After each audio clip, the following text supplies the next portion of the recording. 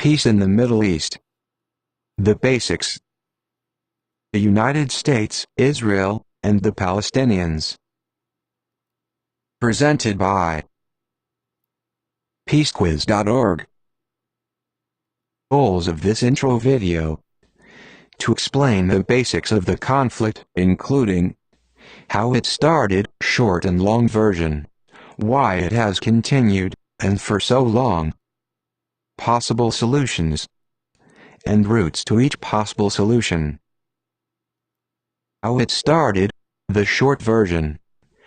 After World War II, the United Nations, i.e. the United States, United Kingdom, France, Russia, China, etc., gave most of Palestine to Israel, setting up Israel to take over the rest of Palestine, and setting up the Palestinians, the people of Palestine not inside the new state of Israel, to suffer immensely. Israel was prepared to expand its land to take over all of Palestine and become Greater Israel, and Palestinians were given the option by Israel to either leave Palestine, or stay and suffer like dogs. That continues to be the story 60 years later.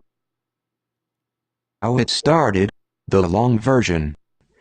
At the end of World War II, the United Kingdom, economically strained by the war, gave control of one of their colonies, known as Palestine, to the United Nations. Before the UN divided Palestine, it looked like the left part of the map image, 1947. About 6% of Palestine was controlled by Jews, in white, and about 94% controlled by Arabs, in green. Outrageously, the UN divided the land roughly in half, giving 56% of the land to the Jews, 6% of the population, and 44% to the Arabs, 94% of the population. Further still, the UN divided the land so as to make sure the remaining, non-Israel land was either not connected to each other, or was connected only by a thread. This was done to make sure the remaining pieces of land could easily be cut off from one another, which would help ensure that no Arab-Palestinian state could ever be formed, so that Israel could take over the land instead. Surrounding Arab nations rejected this partition plan and attacked Israel almost immediately. Israel won most ensuing wars, taking over and illegally occupying lands both during wartime and outside of wartime. Israel continues to illegally occupy land that is not theirs, and continues to make Palestinians suffer conditions that are much worse than South African apartheid. Beatings, murder, kidnapping, imprisonment, and torture are just a few of the conditions that Palestinians are subjected to, with significant support from the United States. Why it has continued, and for so long. U.S. and Israeli rejectionism. Continued Israeli expansion, occupation, oppression, and violence.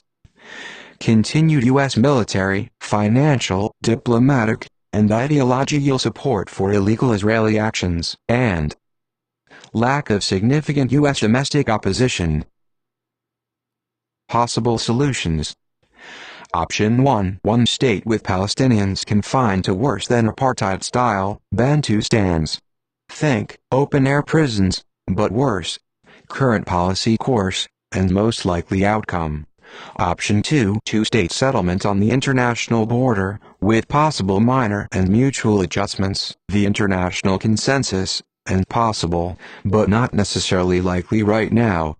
Option 3. One state with full Palestinian citizenship, posing an immediate, existential threat of the erasure of the identity of Israel as a Jewish and democratic state, opposed by Israel and U.S., not the international consensus, not likely, but growing in popularity. Routes to each possible solution. Option 1. One state with worse than South African apartheid-style Bantustans. Current course action required, none. Option 2. Two-state settlement, not likely, but is the overwhelming international consensus. Action required. Stop U.S. from illegally supplying weapons to Israel. Leahy law. Stop U.S. from financially and diplomatically supporting Israel's illegal actions. $3 billion per year in financial aid. UN vetoes. Option 3. One state, erasing Israel as a Jewish, Democratic state, very unlikely, but growing in popularity. Action required. Support the actions of the growing BDS movement organization, or similar organizations. To learn more, visit http://peacequiz.org.